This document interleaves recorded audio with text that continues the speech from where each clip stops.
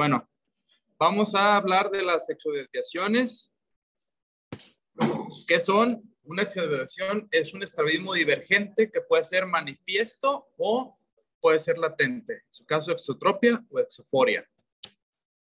¿Cuáles son los factores de riesgo para que un paciente pueda tener una exotropia intermitente? Abuso de sustancias por parte de la madre, ya sea tabaquismo o durante el embarazo, parto prematuro, morbilidad perinatal, anomalías genéticas y antecedentes familiares de estrabismo y errores refractivos no corregidos.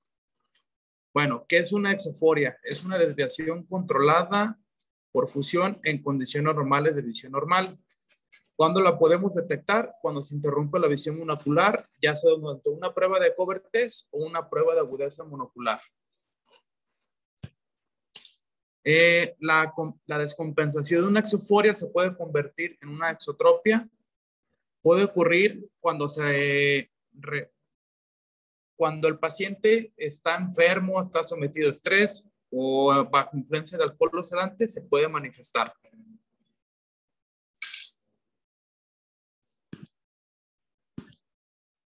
Bueno, el tratamiento se recomienda cuando la exoforia se vuelve sintomática. Bueno, vamos a comenzar con la más común, que es la exotropia intermitente.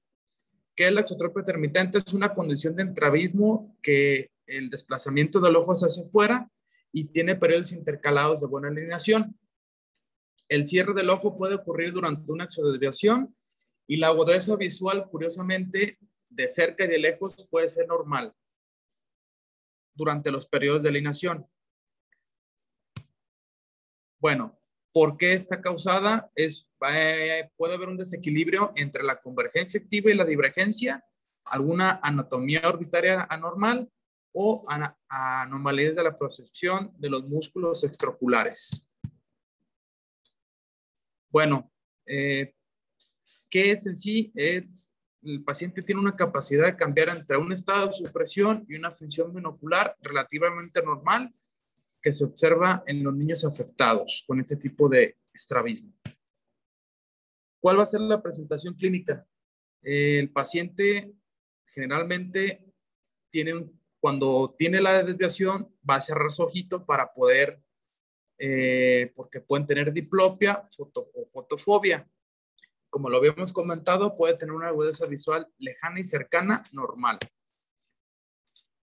Bueno, las pruebas de agudeza visual y de alineación se disocian y pueden afectarse negativamente, por lo que la evaluación del control del estrabismo debe realizarse antes de las pruebas sensoriales y por estereopsis. Ver cómo controla el estrabismo el paciente se da con dos escalas, una para los médicos y una para los padres, que lo vamos a ver más adelante.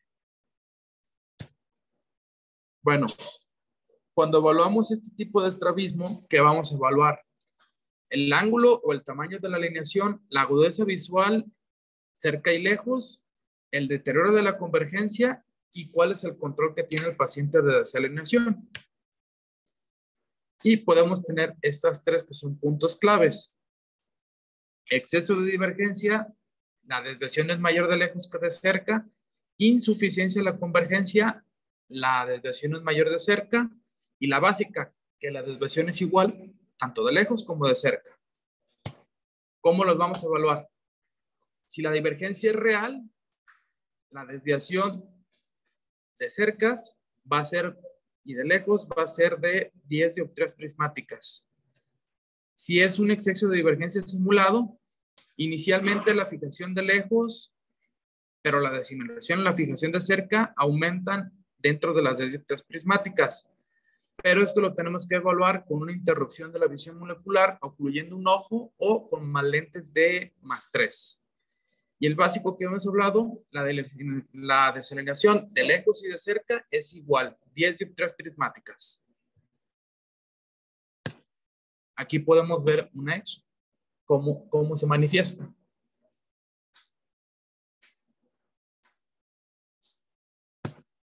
Bueno, ¿alguien me puede decir qué es esta prueba y para qué la utilizamos?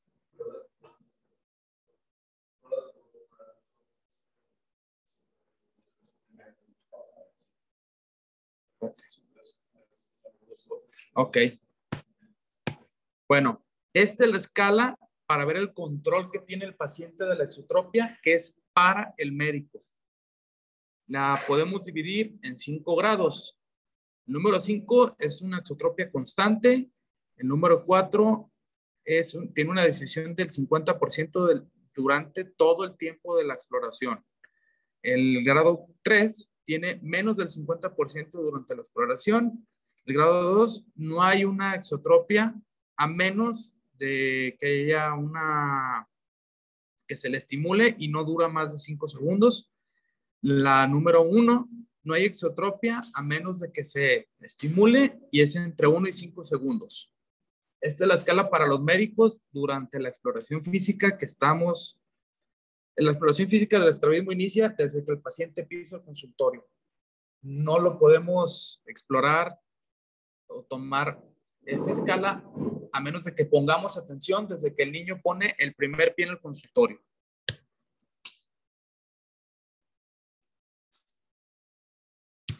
Bueno, esta es la escala para los papás. Entonces, aquí vamos a ver cómo generalmente el acercamiento o la relación o cuando conviven padre e hijo es cercas. A veces el papá no se percata cuando la desviación es de lejos. Entonces, tenemos que explicarle al papá que es muy importante que se tiene que fijar tanto su fijación del niño de cerca y de lejos y explicarle cómo lo va a evaluar. Si está fijando, va del 0 al 3 y si es más del 50% cuando fija distancia, si es menos del 50% cuando fija distancia y si es más del 50% cuando fija a distancia y de cercas, que nos da un valor de 9. Abajo vamos a ver cuando está a distancia fijando de cercas y de lejos. ¿Cuánto tarda el ojo en estar en orto cuando tiene la desviación? Entonces, igual, es del 0 al 3. Si inmediatamente después de la disociación, si se alinea cuando el niño parpadea o si se mantiene manifestado durante un periodo prolongado o si se manifiesta espontáneamente.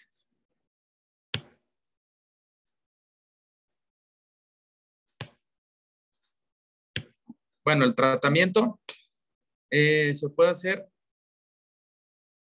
en base a lo que necesita el paciente. La corrección de errores refractivos, ejercicios de convergencia, oclusión con parche o cirugía. Bueno, si vamos a corregir con lentes, tenemos que tener en cuenta que si el niño tiene hipermetropía y valorar si tiene ambliopía, vamos a hacer un over minus, o sea, vamos a disminuir 2 dioptrías de su hipermetropía para favorecer la convergencia. Esta también puede tener una aplicación en niños con una alta convergencia acomodativa que tiene una relación de acomodativa y acomodación. Bueno, el parche ya sabemos que se utiliza en 1 hora por año de edad por día. En el ojo que no se desvía, el parche también puede ser alternativo, alternando el ojo que se pone el parche cada día o en ausencia de preferencia ocular fuerte puede mejorar el control de las desviaciones de tamaño pequeño o moderado y particularmente en niños pequeños. Aquí está el parche que usualmente venden Nextcare para niños. Algunos tienen figuritas y diseños que pueden facilitar que el niño se lo ponga, porque de por sí es difícil que un niño se ponga un parche. Bueno, la cirugía, el aproximamiento quirúrgico que hace a una exotropia intermitente, no sé si la doctora ahí sí nos puede ayudar, lo hace por llamadas. Primero vamos a utilizar todo nuestro armamento del parche, los ejercicios y los lentes hasta ver cuánto mejora. Si no hay mejoría, ya se toma la decisión quirúrgica. Bueno, lo que consta es cómo se va a planear la cirugía del niño. Lo más usual es un debilitamiento del recto lateral o un procedimiento de fortalecimiento del recto medial.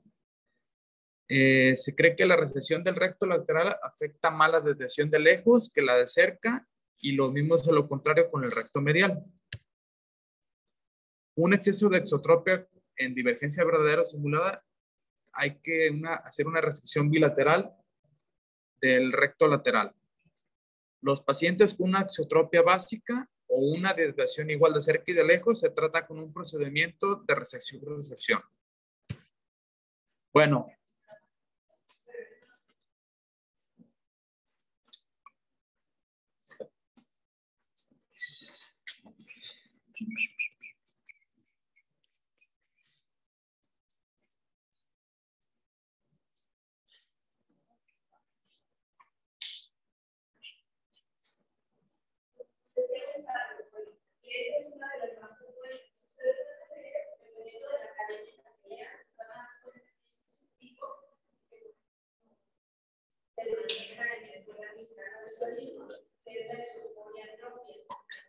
La exoforia está más común de todas las exotropias.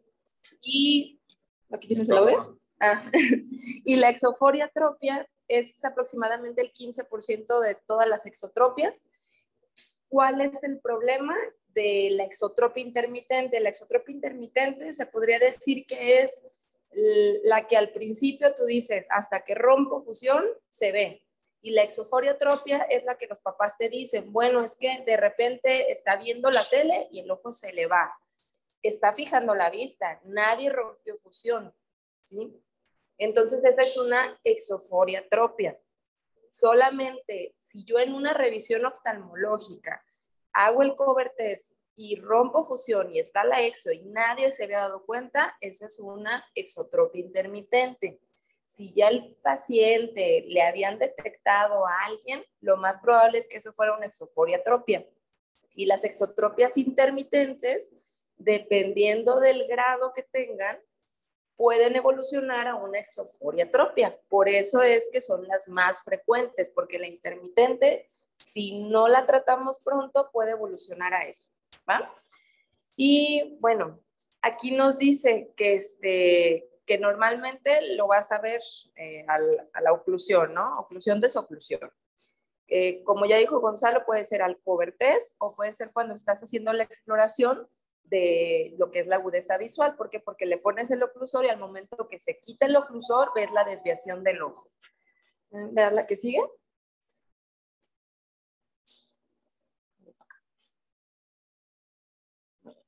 Entonces, hablamos que puede ser por diferentes causas, diferencias fusionales o diferencias anatómicas. Las diferencias fusionales, ¿en qué nos va a constar?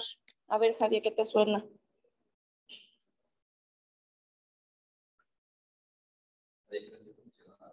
Sí, o sea, ¿para qué te sirve? ¿Qué te da la fusión? La fusión en los ojos, ¿qué te la da?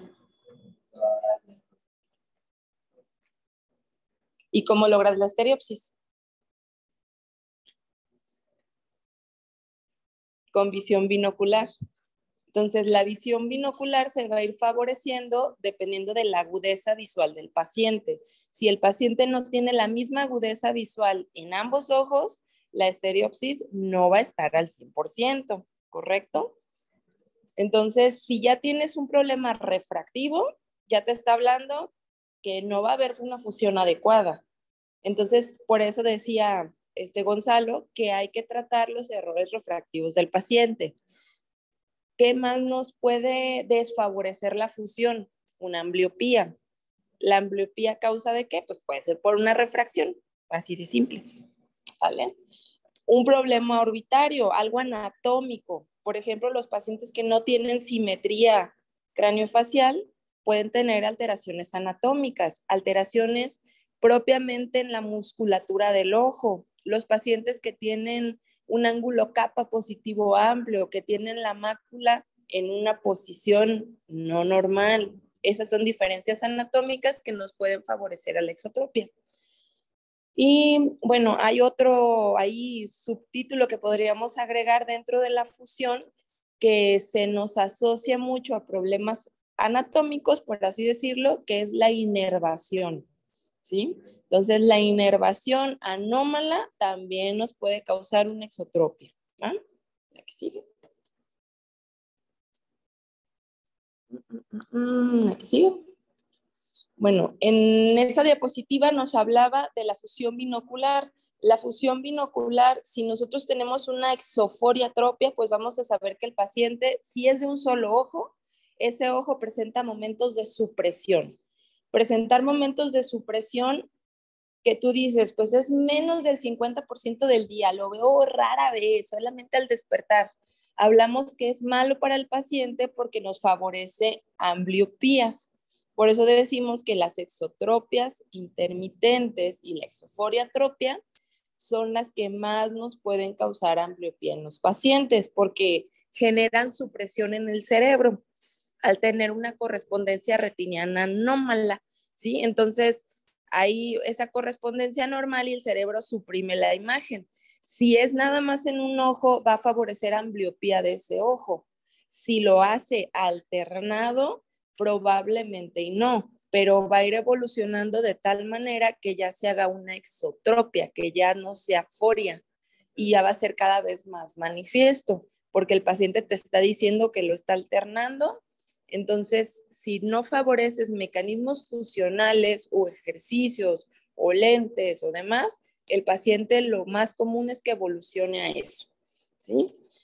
Y la presentación clínica, pues ya decía que normalmente el paciente como que entrecierra los ojos, normalmente los niños, hay niños que sí se dan cuenta que no están viendo bien y hacen eso, cierran los ojos y ya, enderezan otra vez los ojitos y normalmente los papás de eso se dan cuenta, dicen, es que yo le digo y ella solita lo acomoda, ¿no? Y así como que yo creo que está fingiendo, hasta algunos papás dicen, pues no, o sea, porque la supresión es real. La ventaja es que los niños al tener mucha plasticidad cerebral no te refieren la diplopia. O sea, difícilmente un niño te va a llegar a consulta porque ve doble. Entonces ve doble porque lo puede provocar. Pero de primera instancia, si el paciente tiene una desviación ocular que es de este tipo, te va a decir que ve normal y simplemente suprime la imagen que no está donde él quiere enfocar. Y es importante valorar la desviación lejana y cercana, ¿sí?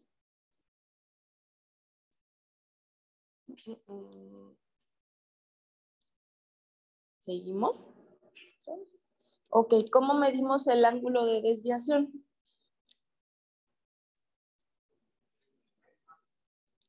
Con el test de Hirschberg, con los prismas.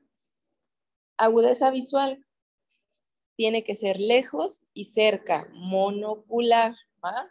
Porque luego me los quieren como adultos, dedicarle la cercana binocular. La convergencia, ¿cómo checan la convergencia?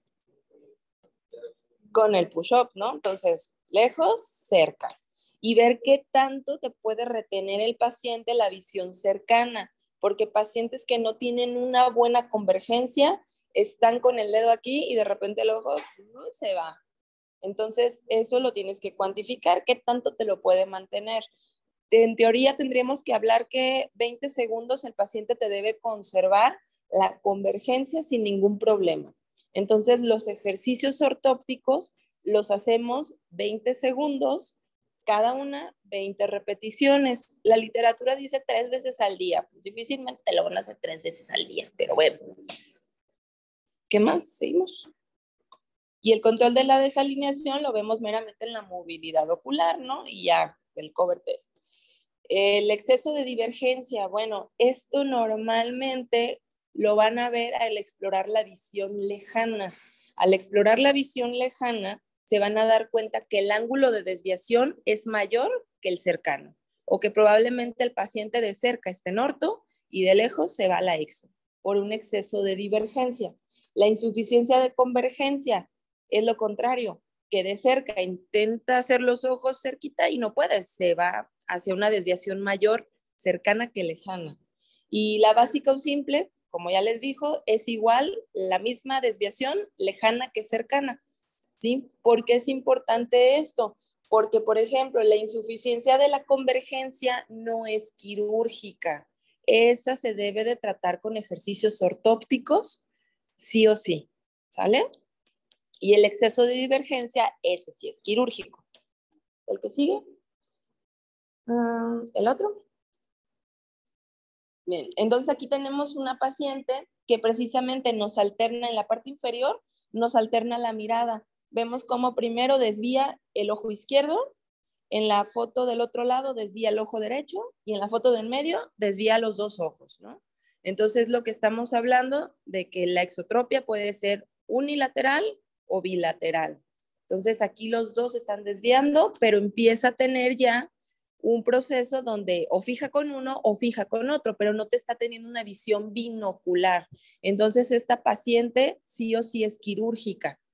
Ustedes pueden decir, pero se ve chiquita, ¿no le mandamos ejercicios? No, porque estás hablando que esta paciente la mayor parte del tiempo no tiene una mirada en ortoposición, te va a favorecer a la supresión y a la ambliopía, una ambliopía de tipo estrábica, porque te está diciendo que los dos ojos lo hacen, ¿va? Y el niño de arriba, pues también vemos algo similar, ¿no? Desvía uno con mayor grado de desviación y el otro con menor grado de desviación, pero está en orto en posición primaria.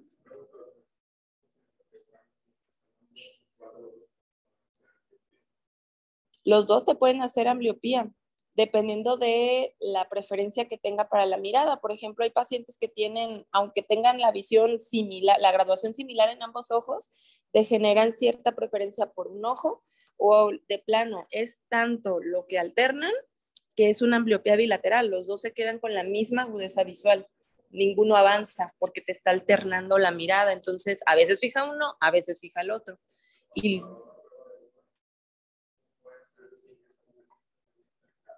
precisamente para eso es la prueba. La prueba te va a favorecer a saber cuál es el ojo preferente para el cerebro, porque lo hace por default. O sea, y los pacientes que te alternan muchísimo, en la misma prueba te van a decir, de repente nada más veo los rojos y luego como que veo los verdes, porque ellos intentan y ya están alternando y tal cual te lo dicen. Veo verdes, pero luego desaparecen y veo rojos. Los que ya de plano tienen una mirada, una desviación cruzada, son los que te dicen, de un lado veo verdes, de un lado veo rojos, dependiendo de cómo está cruzada la mirada. Pero esos normalmente tienen fijación en un ojo y con el otro que está desviado están también intentando ver. Por eso es que está la visión cruzada. Y eso normalmente nos es útil cuando son pacientes que estuvieron sanos todo el tiempo y que, por ejemplo, tienen un traumatismo y dicen, es que veo doble. Entonces, ahí tú ya sabes que muy probablemente no sea algo orgánico de nacimiento, que no sea algo sensorial de nacimiento, sino que sea asociado al trauma. Y son los niños que ya no te suprimen la imagen, ya te dicen, veo doble.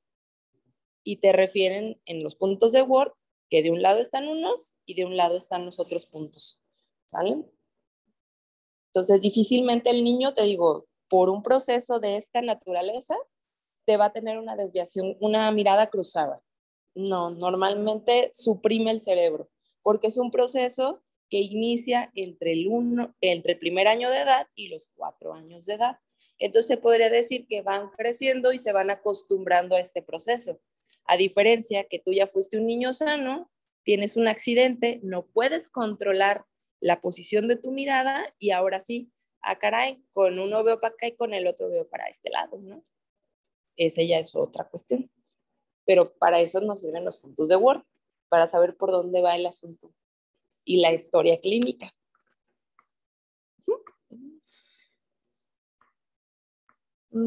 Siguiente. Esta escala pues les va a servir bastante porque a mí me puede pasar, ¿no? Que en la consulta yo le digo, está en orto, está en orto, está en orto, cover test, se rompe fusión, ¿no? Pero la mamá dice, yo casi siempre lo veo desviado. Entonces, ya ella te está hablando que a lo mejor, y esta escala le debes de poner un poquito más de esfuerzo para saber qué tan frecuente está siendo y qué tan bueno está siendo el tratamiento que estás llevando. ¿Por qué? Porque si no está resultando el tratamiento, se te va a ir a una exotropia constante. Entonces ya tienes que avisar a la mamá que es cirugía. ¿Sale? Entonces sí es útil esta escala.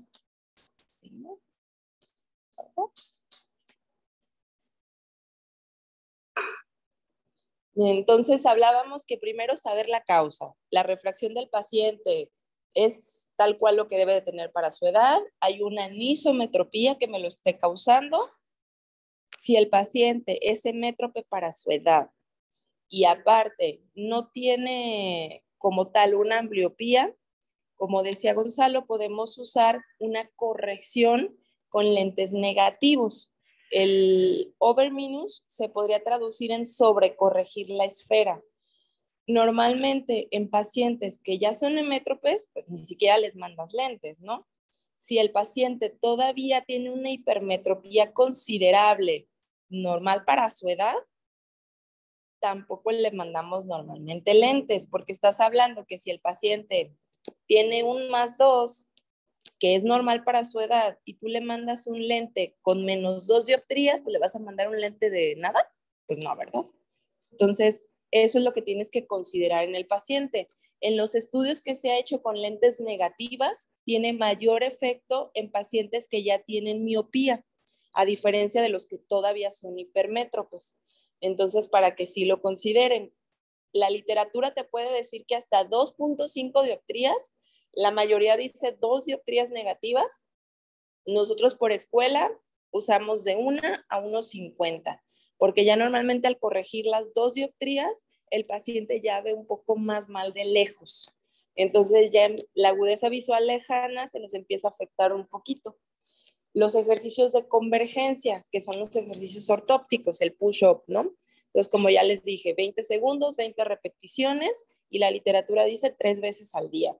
Y la oclusión con el parche, decía Gonzalo, edad por hora. Eso es para ambliopía. La ambliopía, edad por hora.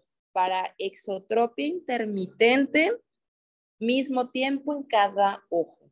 ¿Por qué? Porque no queremos desarrollar precisamente una ambliopía por supresión, porque pues el niño va a estar con el parche.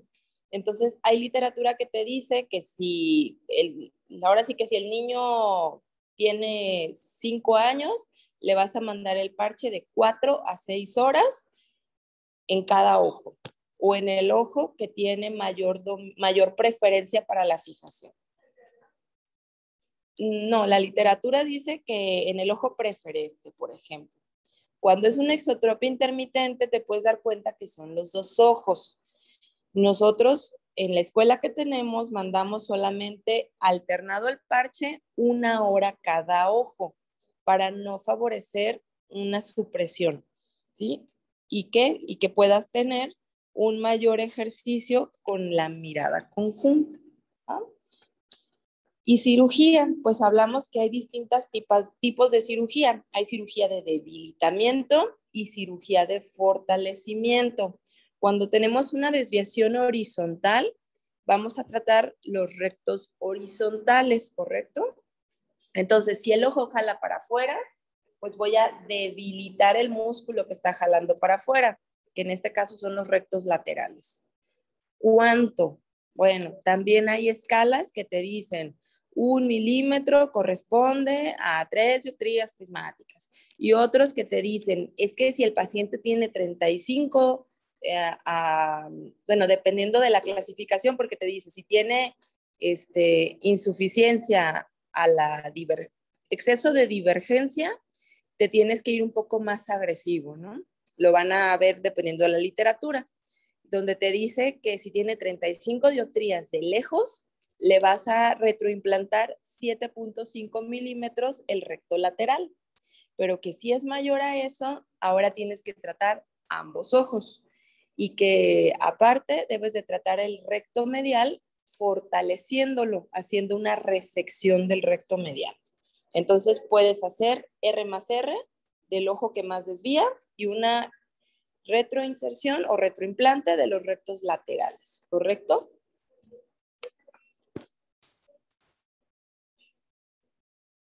Precisamente esa era la siguiente pregunta. ¿Qué crees que te orienta a cirugía? Ya vimos las escalas. ¿Qué te orienta a cirugía? Refractario al tratamiento, que ya es más continuo, que no tiene visión binocular. Ese es el primer factor. No te está fusionando la mirada. Aunque el papá te diga, es que yo cada vez lo veo más derechito y ya es raro lo que desvía, pero no te tiene una fusión, ¿sí? A cualquier edad. Entonces, preferentemente tiene que ser antes de los 8 años. ¿Por qué? Porque si el paciente ya está llegando entre los 6 y los 8 años y no tiene estereopsis, cuidado, ya te estás atrasando en el tratamiento, ¿sí? Entonces, preferentemente tiene que ser antes de los 6 años que el paciente ya tenga su fusión binocular. Estereopsis, que ya te llegue a los 40 segundos de arco, ¿sí? Entonces, no te va a tener 40 segundos de arco si primeramente no tiene una fusión de la mirada. Entonces, por eso los puntos de Word y por eso las pruebas añadidas. Entonces, si estás viendo que es mayor la desviación, si no te fusiona imagen, si no está teniendo la estereopsis que debe para su edad, ya es un aviso de cirugía. Porque entonces vas a propiciar a que el paciente crezca y ya no logre una tercera dimensión. Bien, hasta ahí la dejamos.